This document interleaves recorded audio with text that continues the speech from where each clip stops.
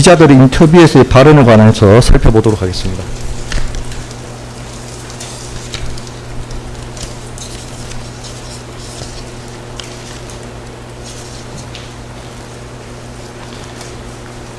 공수할 제2항과 관련해서는 이 사건 정성배 관련 발언의 의미를 역시 대법원 판례에 비추어 확정해야 하는 바 먼저 이에 관해서 살펴보도록 하겠습니다.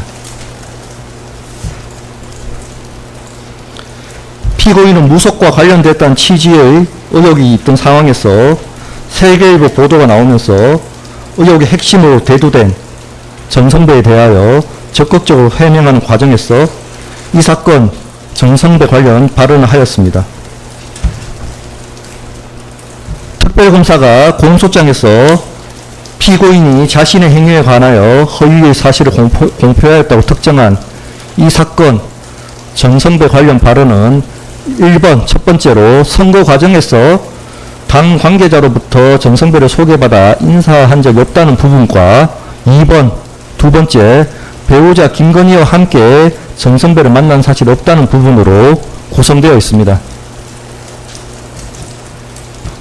당시 세계일보 보도는 단순히 정성배가 선거대책본부에서 특정 직함으로 활동하고 있다는 사실에 그치는 것이 아니라 정성배가 피고인의 메시지, 일정, 인사에까지 관여하며 영향력을 행사한다는 것이었고, 세계일보 기사에서도 언급된 당시 확산되던 관련 의혹은 정성배가 피고인이 검찰총장으로 재직하던 시절부터 대권 도전을 결심하도록 관여하였고, 피고인이 검찰총장 재직 당시 대선 출마 여부나 특정 사건의 수사 방해에 관하여도 정성배로부터 조언을 받았다는 것 등이었습니다. 이는 결국 정성배와 피고인 사이에 선거 과정 이전부터 지속되어 온 실질적인 친분 관계 및 조언을 해주는 관계 등이 존재하였는지에 관한 의혹입니다. 따라서 위와 같은 세계일보 보도가 있은 후 피고인이 한 이 사건 정성배 관련 발언에서 일반 선거인, 즉 국민들의 관심은 전체적으로 피고인이 무속인으로 알려진 정성배와 알고 지내온 사이인지, 배우자 김건희와 함께 정성배를 한 번이라도 만난 적이 있는지 여부에 있는 것이지, 피고인의 주장처럼 피고인이 원래 정성배를 알고 있었지만 선거 캠프에서 당 관계자를 통해서 정성배를 소개받았는지, 소개받는 그 자리에 선거 캠프에서 김건희와 함께 정성배를 만났는지라는 지엽적인 사실에 있는 것은 아닙니다. 첫 번째, 당 관계자로부터 정성배를 소개받았던 부분과 관련하여 피고인은 제가 이렇게 말하였습니다. 제가 그 세계일보에 언급된 분은 우리 당 관계자분께서 이분이 많이 응원하신다고 해서 인사를 한 적은 있습니다만 선거에는 원래 다양한 분들이 오잖아요. 그래서 저는 스님이라고 소개를 받았습니다. 라고 답변하였습니다.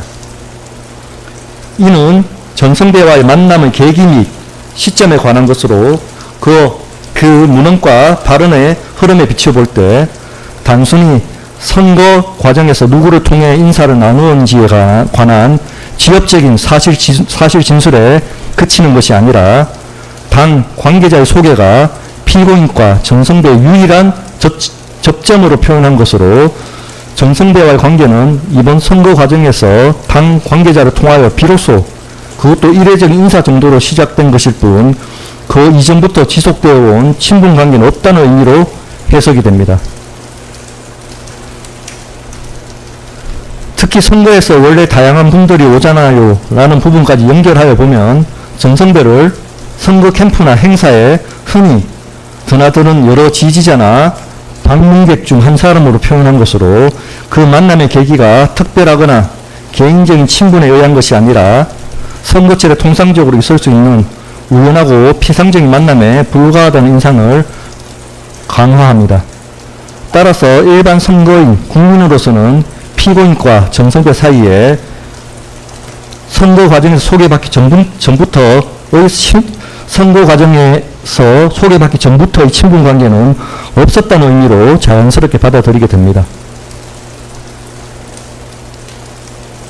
두 번째, 김건희와 함께 정성배를 만난 사실이 없다는 부분과 관련하여 당시 이미 세계일보 보도 등을 통하여 배우자 김건희가 정성배를 먼저 알게 되었고 그 이후 피고인도 김건희를 매개로 정성배와 친분을 쌓아왔다는 취지의 의혹이 제기되고 있었습니다. 기자의 무속인분들을 만나셨다고 했을 때 아내분, 사모님하고 같이 만나신 건가요? 라는 질문은 바로 이러한 의혹, 즉 특정 일시나 장소를 한정하지 아니한 채 김건희를 매개로 한 정성배와의 친분 관계에서 배우자인 김건희가 동석했는지를 확인하려는 취지로 보이고 일반 선거인으로서도 이러한 취지의 질문으로 받아들이게 됩니다. 이에 대하여 피고인은 이렇게 말하였습니다. 저는 무속인을 만난 적이 없고요. 스님이라고 소개를 받았습니다. 라고 답한 다음 배우자분과 같이 만나신 건 아니고요 라는 기자의 재확인 질문에 그건 아니고요 라고 답하였는데 이는 배우자 김건희와 함께 정성배를 만난 사실이 전혀 없다는 의미로 해석이 됩니다. 이를 선고 과정에서 당 관계자로부터 소개받은 특정 자리나 선거 캠프가 있었던 대화 빌딩이라는 장소에 한하여 배우자가 동석하지 않았다는 것으로 좁게 해석하는 것은 자연스럽지 아니하고 일반 선거인 국민으로서도 그와 같이 특정 시점에 국한하여 축소해서 이유할 이유가 없습니다. 이와 같이 피고인에 대한 정성배 관련 의혹이 있는 상황에서 피고인 위와 같은 해명은 일반 선거인에게 전체적으로 피고인은 선거 과정에서 당 관계자로부터 정성배를 처음 소개받아 인사한 것일 뿐이고 현재까지 배우자 김건희와 함께 정성배를 만난 사실은 전혀 없다는 인상을 주기에 충분하고 일반 선거인으로서 이 사건 정성배 관련 발언을 피고인이 원래 정성배를 알고 있었는지와 무관하게 선거 캠프에서도 당 관계자로부터 정성배를 소개받았고 그 자리 또한 대화 빌딩에서 김건희와 함께 정성배를 만난 적은 없었다는 취지에 국한하여 이해할 가능성은 거의 없습니다. 다음으로 이 사건 정성배 관련 발언이 공직선거법 제250조 제1항의 허위사실 공표에 해당하는지 여부에 관해서 살펴보겠습니다.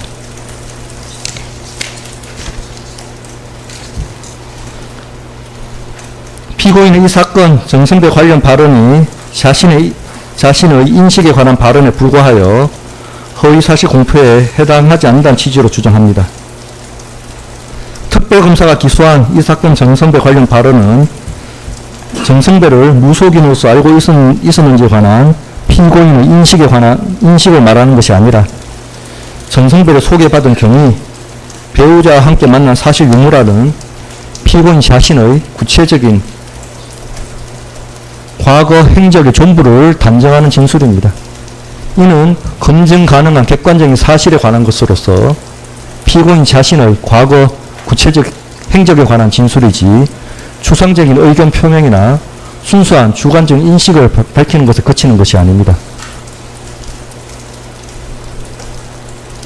특히 피고인이 2013년 12월경부터 배우자 김건희를 통하여 정성배를 알게 되어 자신의 검찰 내 징계 및 자천 상황에 관한 조언을 받았고 김건희는 2016년 말 윤석열의 특검 파견 무력과 2020년 추미애와의 갈등 국면에서도 정성배로부터 관련 언급을 들어온 점, 피고인은 배우자 김건희와 함께 정성배가 운영하는 법당에 가거나 피고인의 주거지에서 정성배를 만난 사실을 피고인 스스로도 이 법정에서 인정하고 있는 점 등을 종합하면 피고인은 정성배를 선거 과정에서 처음 소개받은 것이 아니라 2013년경부터 이미 알고 지속적으로 교류하여 왔고 그 교류에는 배우자 김건희도 함께 하였던 사실이 인정됩니다.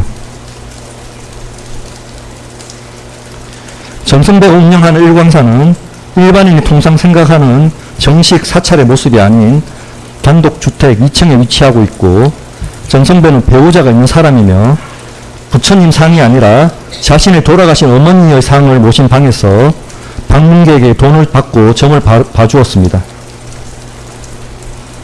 김건희는 이준수로부터 전선배를 점술적 성격을 전제로 한 인물로 소개받았고, 전선배가 실제로 한 언급 역시 인물의 운세나 관계의 기름을 논하는 것으로 일반인이 생각하는 불교적 조언과는 성격을 달리합니다. 이러한 사정들에 비추어 보면 전선배는 통상적인 불교 성녀와는 구분되는 점술적 방식으로 조언을 하는 성격을 가진 인물로 보니 타당합니다. 피고인이 검찰 내부 징계를 받은 무렵부터 배우자 김건희와 함께 전선배를 만난 사실은 피고인 자신이 이 법정에서 인정하고 있는 것으로서 이는 다른 사람의 전언이 아니라 피고인 자신이 직접 겪은 경험이어서 착오를 일으킬 여지가 적습니다. 그럼에도 피고인은 이 사건 전선배 관련 발언에서 아무런 유보 없이 단정적으로 이러한 사실을 부인하고 전선배를 당 관계자로부터 비로소 소개받았다, 김건희와 함께 만난 적 없다는 취지로 발언하였습니다.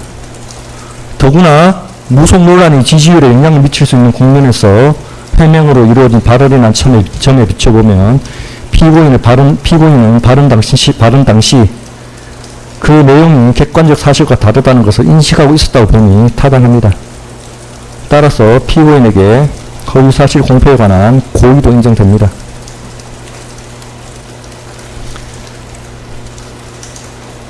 이와 같이 전선배가 통상적인 불교 성녀와 구분되는 점술적 성격이 인물이었던 이상 대통령 선거 후보자가 배우자 김건희와 함께 이러한 인물과 장기간 친분 관계를 유지하며 개인적, 정치적 처지에 관한 조언을 받아왔는지 여부는 후보자가 국정 운영에 있어 합리적 판단이 아닌 비공식적 영향력에 의존할 가능성과 직결되는 사항으로서 후보자의 자질, 성품, 능력 등에 관련하여 선거인 후보자에 대한 공정한 판단에 영향을 줄 만한 행위에 해당됩니다.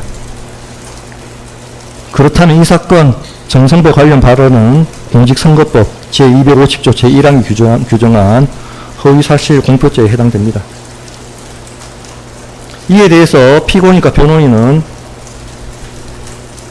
후보자 등이 후보자 토론에 참여하여 질문, 답변을 하거나 주장 반론하는 것은 그것이 토론의 주제나 맥락과 관계없이 일방적으로 허위의 사실을 드러내 알리려는 의도에서 적극적으로 허위 사실을 표명한 것이 아니라는 등의 특별한 사정이 없는 한 이 사건 조항에 의하여 허위 사실 공표죄로 처벌할 수 없다는 대법원 2019도 13328 전원합의체 판결이 보호하고자 하는 사례에 해당한다며 객관적 사실과 명백히 배치된 허위 사실을 적극적으로 유포하려는 의도 아래 일방적으로 발언하였으면 인정할 만한 사정이 없으므로 허위사실 공표죄로 피고인을 처벌할 수 없다고 주장합니다. 그러나 이 대법원 판결의 법리는 공직선거의 후보자 등이 후보자 토론회의 토론 과정 중에서 한 발언에 관한 것으로서 후보자 토론회가 일방적인 연설 등과 달리 참여 기회, 발언 순서, 발언 시간 등이 정해져 후보자 간 균형이 보장되고 후보자 사이에서 질문과 답변, 주장과 반론에 의한 공방이 제한된 시간 내에서 즉흥적, 계속적으로 이루어지게 되므로 그 표현의 명확성에 한계가 있을 수밖에 없는 상황임을 전제로 한 것입니다. 그런데 이 사건 변호사 관련 발언이 이루어진 관훈클럽 초청 토론회는 명칭이 토론회이긴 하나 피고인만이 후보자로 초청되고 언론인으로 구성된 패널들의 질의에 피고인이 답변하는 형식이었으며 이 사건 전선배 관련 발언이 이루어진 기자들과의 인터뷰는 애초에 상대 후보자와의 공방 구도를 전제하는 후보자 토론회에 해당하지 않습니다. 따라서 이 대법원 판결의 법리가 이 사건에 그대로 적용될 수는 없기 때문에 이 부분 주장은 받아들이지 않습니다.